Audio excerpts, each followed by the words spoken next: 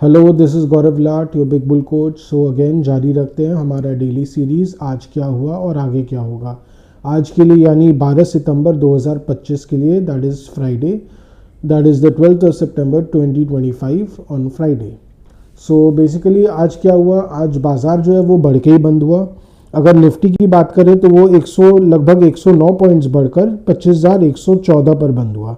That is up approximately 109 points, closing at 25,114। वही अगर bank Nifty की बात की जाए तो वो 140 पॉइंट्स बढ़कर 54,809 पर बंद हुआ। That is up 140 points, closing at 54,809। So जैसा कि हम कल बता रहे थे कि तेज़ी का एक्सपेक्टेशन है, यूएस मार्केट रैली किया हुआ है तो कहीं ना कहीं तेज़ी आनी चाहिए। तो बाज़ार वैसे गिफ्ट निफ्टी ऊपर ही था, लगभग 60-70 पॉइंट्स ऊपर इंडिकेट कर ही रहा था, वैसा ही हुआ। थोड़ा बहुत एक बार निफ्टी ने थोड़े गेंस दिए पर उसके बाद वापस लाइन पे आ गया, थोड़ा थोड़ा करके बढ़ते रहा। हालांकि जो बढ़त थी वो 25,100 के पास आके एकदम से रुक सी गई। 25,120 के ऊपर बाज़ार ने एक दो बार लग रहा है जैसे जाने की चेष्टा की पर जा नहीं पाया, क्योंकि कहीं ना कहीं लेवाली ही नहीं थी बाज़ार में। एकदम जैसे पहले के लेवाली के कारण जो एक अपवर्ड मूव था, अपवर्ड मोमेंटम था, बस उसके बोते बाज़ार बढ़ गया। थोड़ी बहुत मिक्स्ड बाइंग थी, मिक्स्ड गेंस थे ओल्ड इकोनॉमी स्टॉक्स में। ऑटो में आज फिर से गेंस देखे गए। महिंद्रा में लगभग 1.5% का गेंस देखा गया। आयशा मोटर्स में गेंस देखा गया। और उसके अलावा थोड़ा रिलायंस इंडस्ट्रीज़ में थोड़ी बढ़त थी। इन सब के बूते थोड़ा थोड़ा जो बढ़े ये सब सारे स्टॉक्स, तो उनके बूते 100 पॉइंट्स निफ्टी बढ़ गया।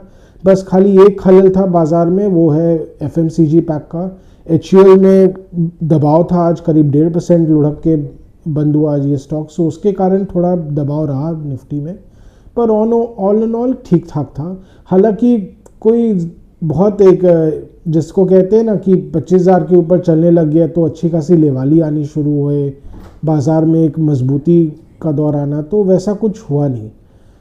बाज़ार जो है एकदम वो मध्यम ही रहा।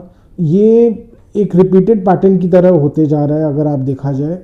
पहले भी जब भी जो निफ्टी है वो 25,000 के ऊपर आया है तो ऐसा ही होता है कि एकदम मध्यम लेवाली है, हल्की लेवाली है, एकदम डिफेंसिव बाइंग है। डीआईएस की तरफ से भी एकदम हल्का लेवाली आता है, देखते हैं थोड़ा ही लेंगे, ज़्यादा ही नहीं लेंगे। एक्सपेंसिव हो गया बाज़ार, उनको भी एक्सपेंसिव लगता है लेकिन लेना तो है।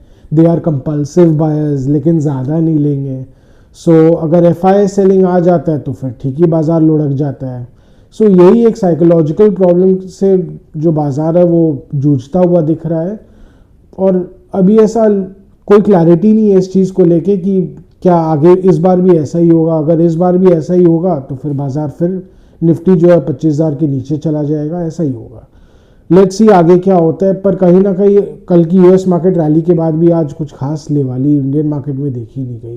कहीं ना कहीं ये वही इसका असर है। एक तो लोग सहमे हुए हैं, बोलते हैं ना दूध का जरा छाछ भी बहुत फूक के पीता है। वही वाली स्थिति हो रखी है।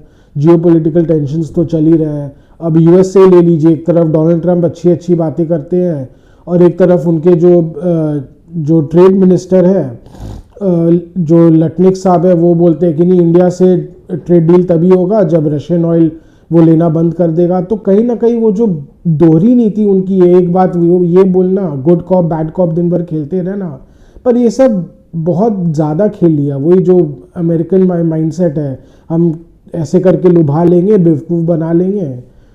कहीं ना कहीं उसके कारण भी बाज़ार में कन्फ्यूजन बना रहता है और उसके कारण डर भी बना रहता है, नो डाउट।